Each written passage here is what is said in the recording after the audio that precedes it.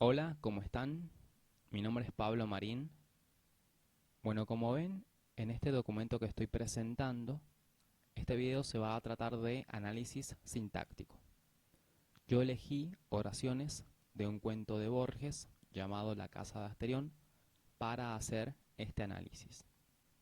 Antes de empezar a analizarlas, aclaro que a las diversas funciones les he asignado un color y también a los conectores, aunque los conectores no son funciones sintácticas, sí aparecen a menudo en las oraciones. Bueno, dicho esto, empecemos con el análisis. Vamos con la primera oración, que es esta. Sé que me acusan de soberbia, y tal vez de misantropía, y tal vez de locura. Bueno, lo primero que hacemos al hacer un análisis sintáctico es encerrar entre corchetes la oración.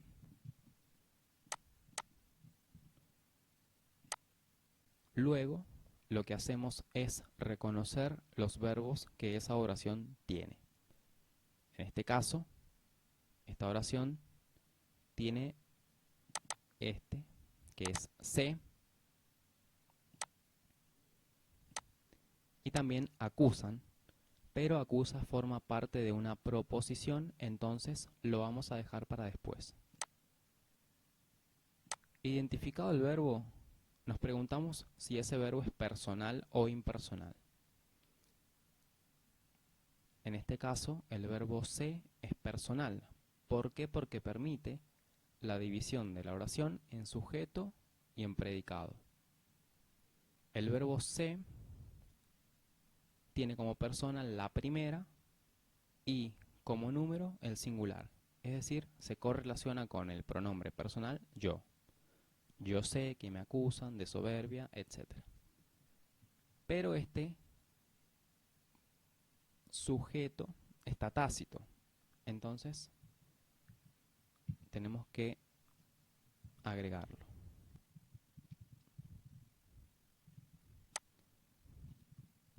Yo entonces es el sujeto tácito.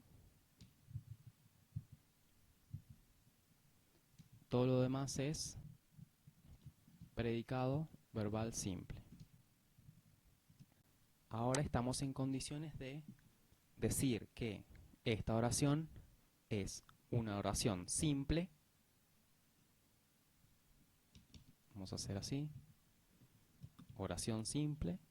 Y específicamente una oración bimembre. Bimembre, ¿por qué? Porque está dividida en sujeto y predicado. Esto forma parte del primer grado de análisis. Reconocer verbo y dividir la oración en sujeto y predicado si ese verbo es personal. Ahora bien, vamos al segundo grado de análisis, que consiste en identificar los modificadores del verbo. En este caso solamente tenemos uno. Vamos a decir que, vamos a poner acá que esto es verbo y todo lo demás es objeto directo. ¿Cómo nos damos cuenta de que todo esto es objeto directo? Porque preguntamos al verbo ¿qué sé? Sé esto, o sea, que me acusan de soberbia y tal vez de misantropía y tal vez de locura. Este objeto directo es una proposición incluida sustantiva, cuya función es, como ha quedado marcado, objeto directo. Bueno, ahora lo que vamos a hacer es analizar esta proposición que hemos identificado. Vamos a pegar acá. Y vamos a hacer lo mismo que hicimos con la oración principal. Encerramos entre corchetes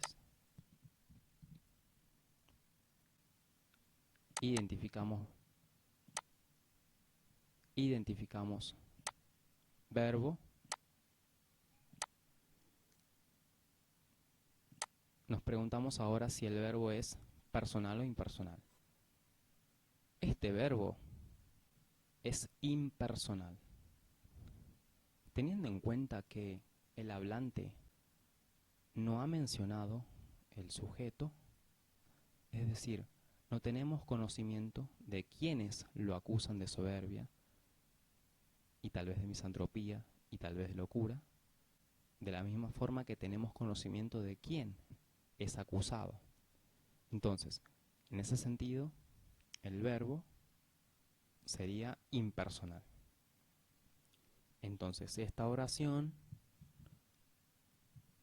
podríamos decir que es una oración simple y unimembre. Listo este primer grado de análisis, vamos al segundo que, como dijimos, consiste en la identificación de los modificadores del verbo. Esta proposición tiene más complejidad de lo que parece. Yo la voy a analizar como la analicé en un principio y luego voy a mencionar las particularidades difíciles que tiene. Pero vamos por parte. Lo que primero podemos ver acá es que este me es un objeto indirecto. ¿Por qué? Porque hace referencia a él, es decir, al narrador, a un objeto indirecto. Luego lo que podemos ver es que de soberbia, de misantropía y de locura son circunstanciales régimen, es decir, circunstanciales que están encabezados por una preposición que es específica según el verbo. En este caso, el verbo acusar exige la presencia de la preposición de. Acusar de. Bueno, este que es un pronombre incluyente, entonces eso quiere decir que no tiene ninguna función en la proposición. Por lo tanto, podríamos borrarlo. Y nos quedaría así. Ahora bien, lo que pasa ahora es que hay una cuestión de modalidad. Me acusan de soberbia, es una certeza. O sea, es algo de lo cual el narrador está seguro. Ahora bien, de misantropía y de locura es algo de lo cual no está seguro. Por eso dice tal vez. Entonces, lo que yo he visto acá es que acusan, luego de tal vez está el idido. Por lo general, en relaciones de coordinación hay elipsis de verbos. Entonces, tranquilamente podríamos decir que luego de tal vez hay un verbo elidido que es el verbo que está anteriormente. Entonces la oración quedaría así: me acusan de soberbia y tal vez me acusan de misantropía y tal vez me acusan de locura. Me acusan de soberbia, entonces es una certeza. Tal vez me acusan de misantropía, no lo es, ni tampoco lo es, tal vez me acusan de locura. Ambas indican una modalidad dubitativa en contraposición a la primera, que indica una modalidad enunciativa, es decir, de incertidumbre las dos últimas y de certeza la primera. Entonces acá vamos a decir que hay un verbo, hay verbos elididos, acá y acá.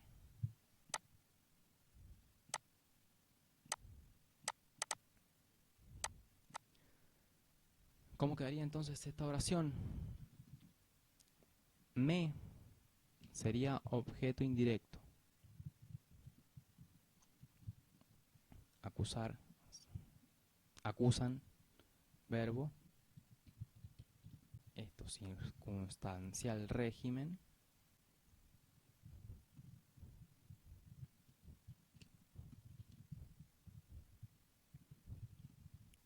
quedaría así. Ambos tal vez no los vamos a marcar porque son modificadores de modalidad. No cumplen ninguna función sintáctica.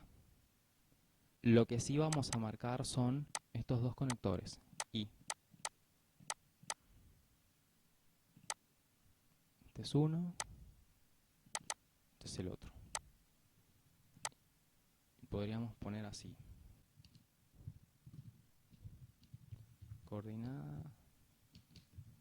Coordinado 1. Este es el conector. Coordinado 2. Conector. Y coordinado 3. Ahí estaría entonces el análisis de esta primera oración del cuento La casa de Asterión de Borges.